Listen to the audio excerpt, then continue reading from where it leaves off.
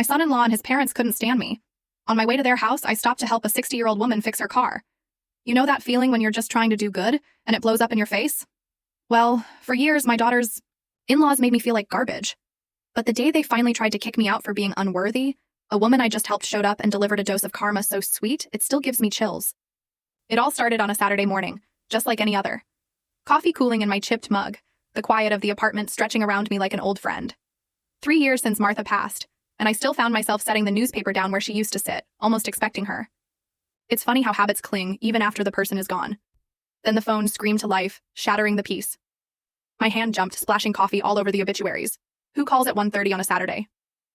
Hello, Donald. That voice. My son-in-law. Richard. Cold. Clinical. His politeness always felt like a thin mask over something far less pleasant. Richard never called me, ever. Any communication between us usually filtered through my daughter, Rachel.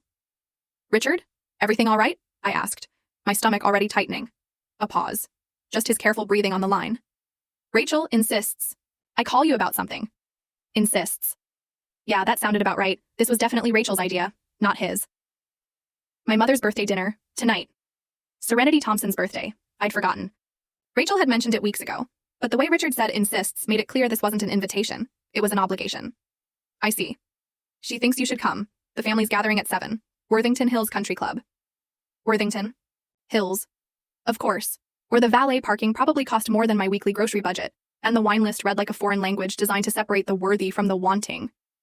I looked around my own small kitchen, the mismatched plates, the humming fridge, the single coffee cup that was my entire morning routine. Yeah, I definitely fit in there. That's thoughtful of Rachel, I said, trying to keep my voice even.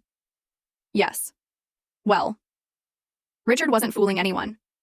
Dress is business casual. The club has standards. Standards.